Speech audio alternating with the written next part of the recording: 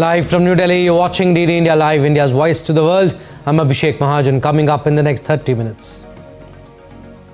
India's External Affairs Minister Dr. S. Jaishankar reiterates support for Gaza peace plan, holds talks with Israel's Foreign Minister. Typhoon Kalmaegi batters Philippines, at least 26 dead, tens of thousands evacuated. Vietnam braces for the landfall. In a firm response to US President Donald Trump's military threat, Nigerian Foreign Minister Yusuf Tuggar asserts religious persecution impossible under Nigerian law.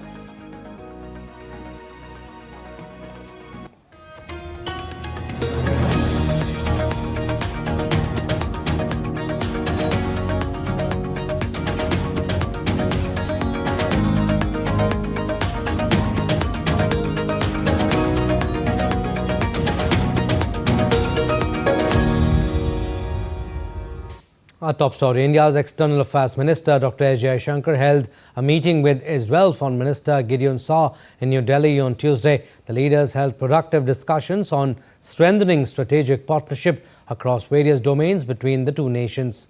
Dr. Jaishankar reaffirmed India's zero tolerance towards terrorism in all its forms and manifestations.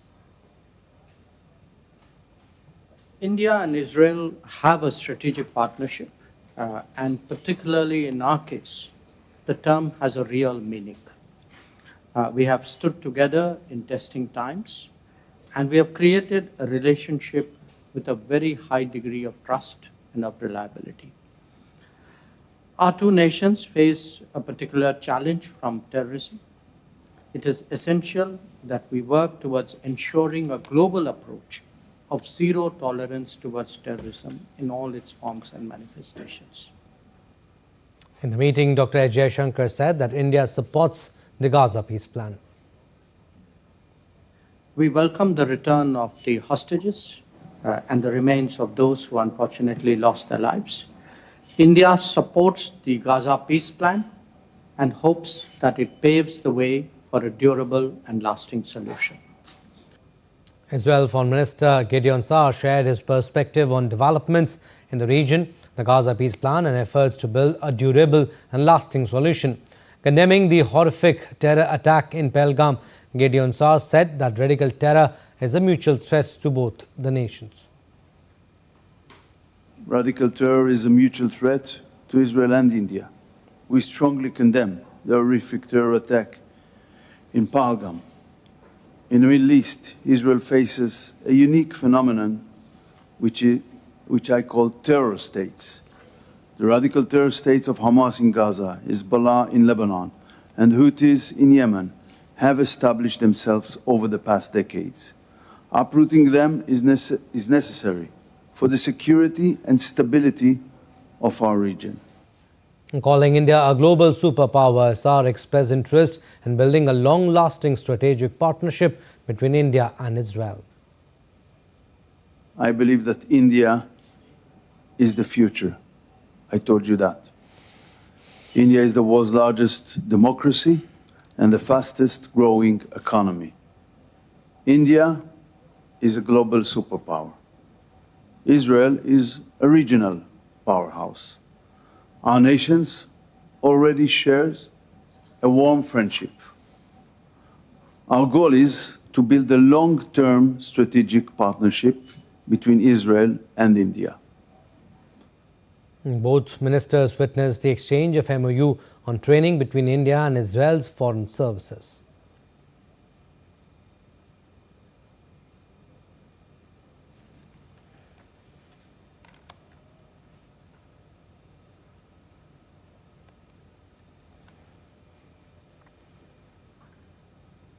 All right, so both the leaders, Israeli Foreign Minister and Indian External Affairs Minister, they are witnessing the exchange of MOUs between India and Israel.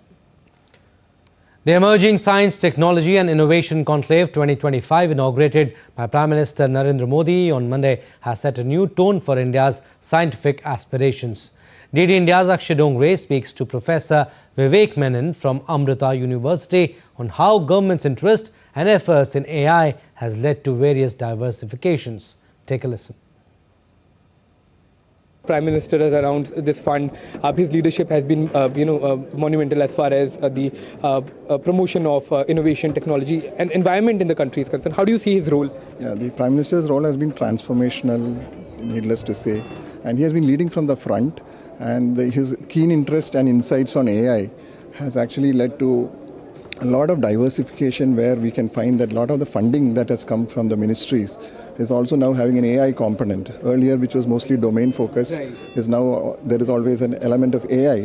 In India, in the last one decade and in the upcoming decade, how do you see government's push and government's promotion instrumental in creating an environment that is more conducive for scientific temper and other things? And how do you think the government's role is going to be important? So I think, as Prime Minister very rightly noted yesterday, that the number of patent filings and the number of research initiatives, there has been a major fillip in the activities. Right. And so I think it's only just going to get exponentially increase.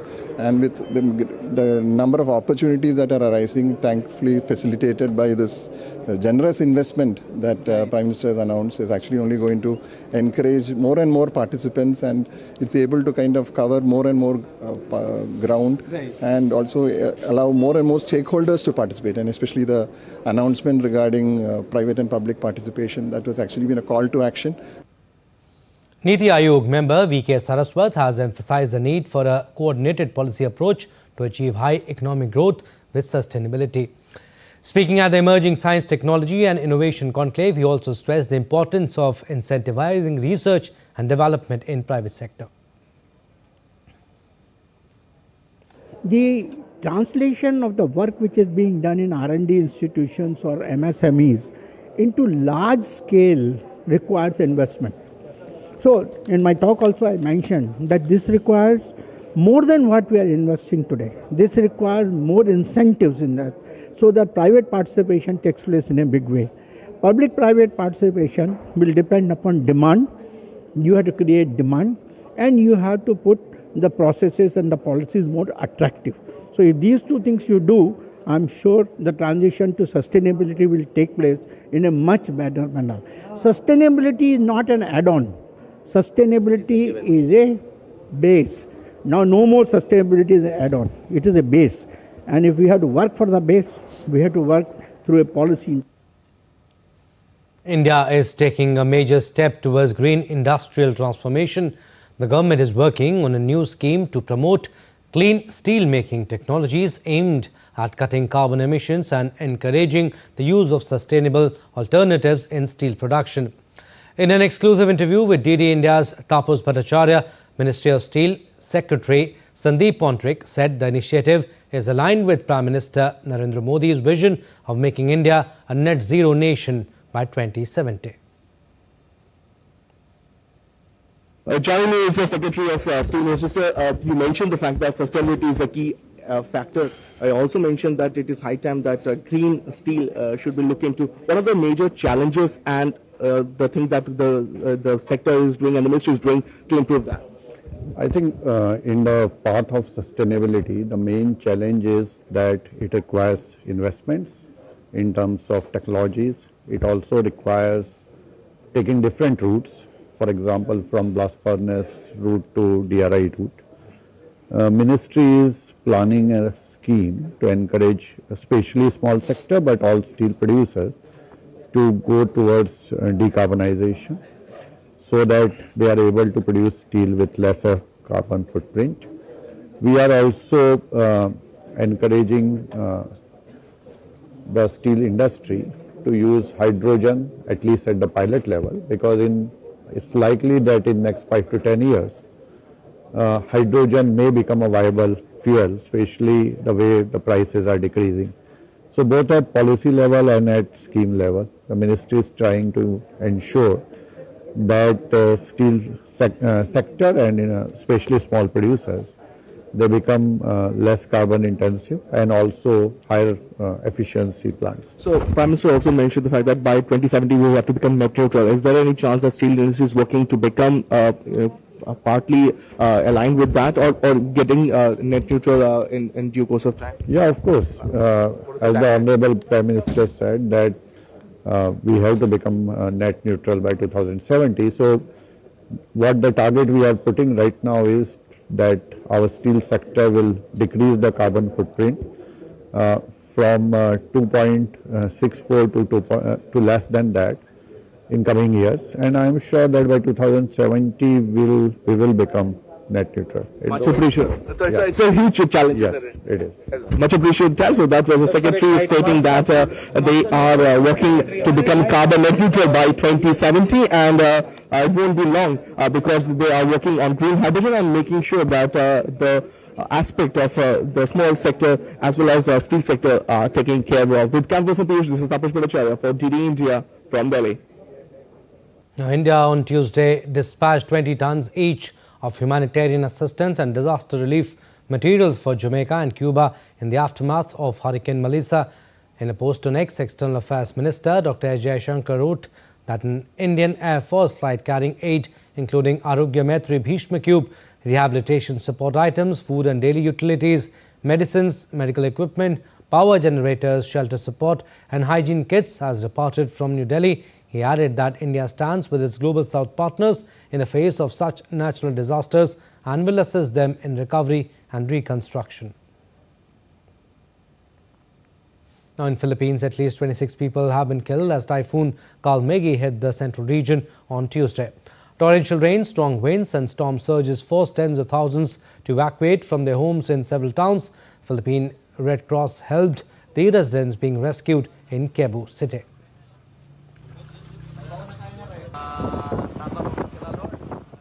The typhoon made landfall early with sustained winds of 150 kilometers per hour, damaging the towns on the island of Cebu.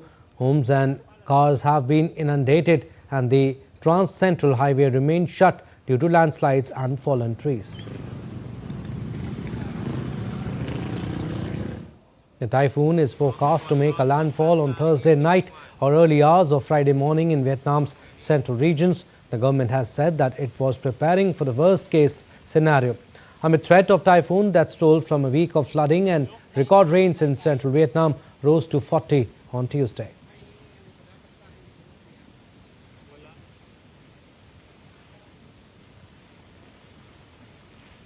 All right, still to come on this edition of DD India Live. New York City to decide its mayor as Mamdani leads in polls against Trump-backed Cuomo.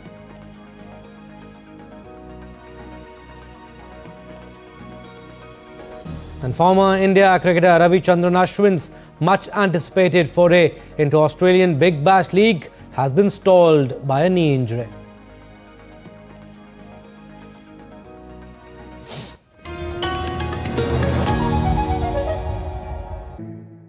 Tell us whether the British were really interested in religion, or was this all about politics?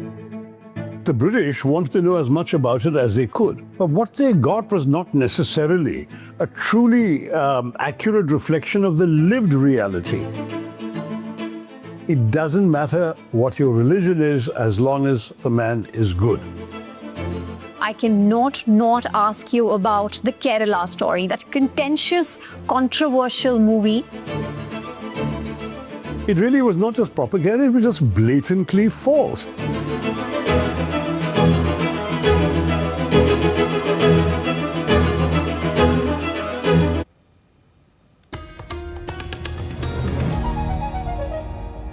Welcome back. You're watching DD India Live. I'm Abhishek Mahajan. Some more stories.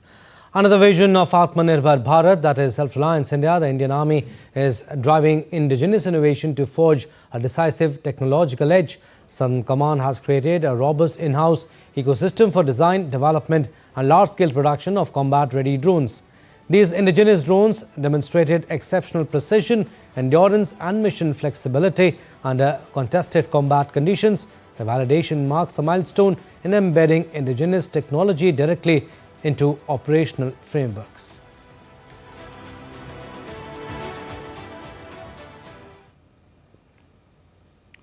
The Embassy of India in Riyadh has inaugurated the third edition of Pravasi Pariche, a week-long cultural festival celebrating India's rich heritage and the Indian diaspora in Saudi Arabia. The event featured classical dance, music, folk art and cuisine.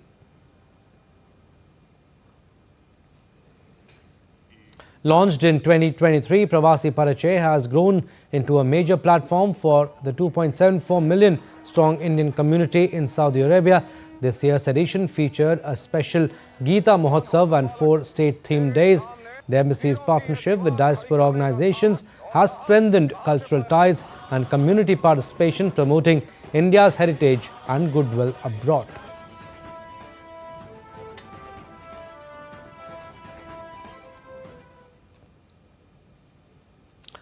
President Draupadi Murmu sends greetings to her fellow citizens on the eve of birthday of Guru Nanak Dev Ji. In a message, the President has said, and I quote, "On the auspicious occasion of Guru Nanak Jayanti, I extend my warm greetings and best wishes to all Indians living in India and abroad, especially our Sikh brothers and sisters. This occasion inspires us to adopt the ideals and values of Guru Nanak Dev Ji and guides us towards building a better society. His message teaches us that living a life based on truth, justice and compassion is the true measure of success. His teachings emphasize one God and human equality. He inspires us to live with honesty and to share resources with one another. On this occasion, let us imbibe the ideals of Guru Nanak Dev Ji in our lives and follow the path shown by him to build a more peaceful and prosperous nation." India's Minister Dr. Mansukh Mandavia has arrived in Doha to participate in the second World Summit for Social Development hosted by the State of Qatar from November 4th to 6th. During the visit, Dr. Mandavia will attend the opening plenary meeting, deliver India's national statement and join world leaders in adopting the Doha Political Declaration. He will also address the high-level roundtable on strengthening the 3 pillars of social development, where he will highlight India's inclusive, digitally enabled growth model that promotes decent work and social protection. On November 5, Dr. Mandavia will also take part in a side event hosted by Niti Aayog. Further, Dr. Mandavia will hold bilateral meetings with counterparts from Qatar, Romania, Mauritius and the European Union, as well as with the Director General of the International Labour Organization and senior UN officials.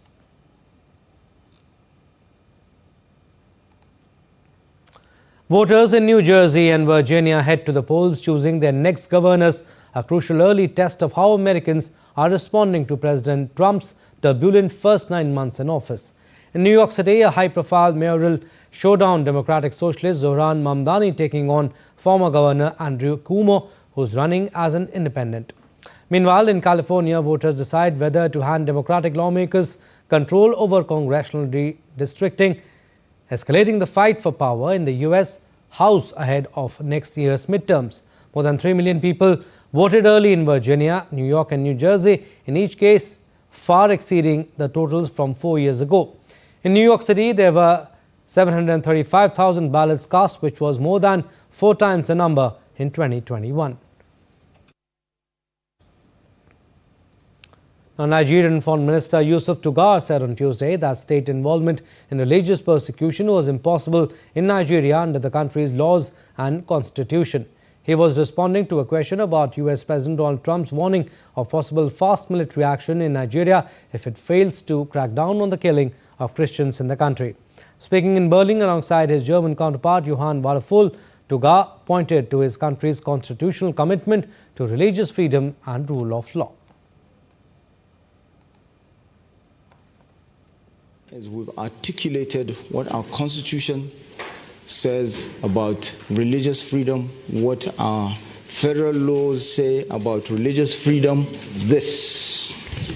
Nigeria's constitutional commitment to religious freedom and rule of law. All the answers are in there. And this is what guides us. And this is what shows that it's impossible for there to be a religious persecution that can be supported in any way, shape or form by the government of Nigeria at any level. And in a global trade and business environment dominated by the United States and China, Europe finds itself in a difficult situation, and the continent is trying to find a way out. This week, the German president is visiting Africa looking for new partnership. Lars Holter is with DW and joins me from Berlin. Good to have you, Lars. What are you hearing about the meetings the president is having?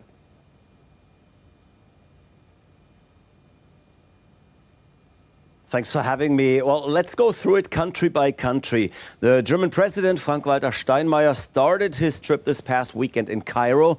Now, that first stop was not entirely a business affair. Steinmeier was there for the opening of the Grand Egyptian Museum, but he did also have some business talks. And Egypt was probably a good place to start, because the country is already kind of an example of what is possible in terms of economic partnership.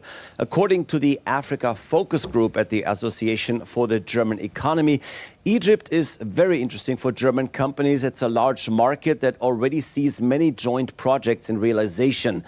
Among those are railroad and other infrastructure projects, but also initiatives in digitalization.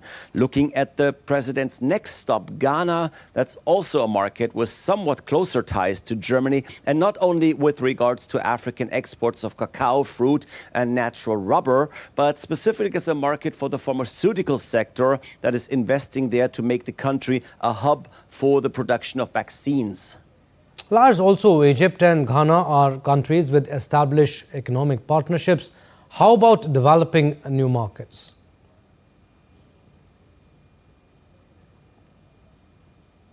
That's also on the agenda for the president's trip, of course, and for that we can look at Angola. Now, Egypt and Ghana are already part of the G20's Compact with Africa, this intercontinental initiative that the G20 started in 2017 under German leadership. Angola is not yet a partner, but the country wants in as well. And Germany sees Angola not only as an oil-rich country, but also with regards to future technologies as a partner in hydrogen production. There are also infrastructure projects and much more. Also, Angola has significant deposits of rare earth elements. And in the current environment, with China having a quasi-monopoly and banning exports, that is something Germany is desperately seeking. Overall, a lot of German business people are traveling with President Steinmeier, and looking at his delegation, it seems pretty clear that economic cooperation is the main objective here and that companies want to really sign some deals. All right, Lars, we'll leave it at that. Thank you for inputs. Moving on, European Union Environment Ministers launched a last-ditch bid to pass a new climate change target on Tuesday. French Environment Minister warned that if not agreeing on EU targets would be a disaster. We need to find a figure or a range that suits everyone, because don't forget that the NDC requires unanimity. And for me, the worst disaster would be if there were no NDC to present in Belém. That would be the disaster.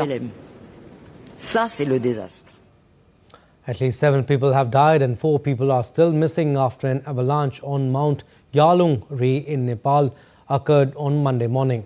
According to armed police force, 4 other individuals were injured in the avalanche. 7 people killed include 5 foreign climbers and 2 Nepali guides. 3 of the dead hikers is said to be American citizens. The group of 15 people intended to trek to Yalung-ri in the Rolwaling region. The base camp is located at an altitude of 4,900 meters and the altitude of Mount Yalung-ri is 5,630 meters. Recovery and rescue team is searching the area for 4 people missing, which is difficult due to adverse conditions. Sports now. Former India cricketer Ravichandran Ashwin's much anticipated foray into Australian Big Bash League has been stalled by a knee injury, with the off-spinner ruled out of the entire season with Sydney Thunder. Ashwin suffered the injury while training in Chennai as preparation for the tournament. He has undergone a procedure due to which he won't be a part of the tournament, which is set to begin on December 14 later this year. The 39-year-old Ashwin, who retired from international cricket in December last year and then from the IPL in August, was set to play for Sydney Thunder in what was expected to be his maiden BBL stint. Football now. Bayern Munich will face holders Paris Saint-Germain in UEFA Champions League on Tuesday. The German champions extended their record run in Europe's top 5 leagues with 15 wins from 15 games after a 3-0 victory over Bayer Leverkusen on Saturday. Both Bayern and PSG have won all 3 of their Champions League matches so far and are level on goal difference. PSG are unbeaten in the last 8 competitive matches.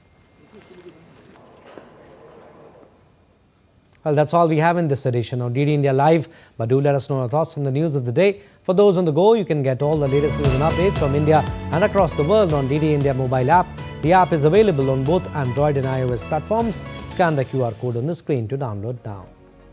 And we'll be back with more news as it breaks here on DD India. I'm Abhishek Mahajan from all of us here in Delhi. Thanks for watching DD India Live.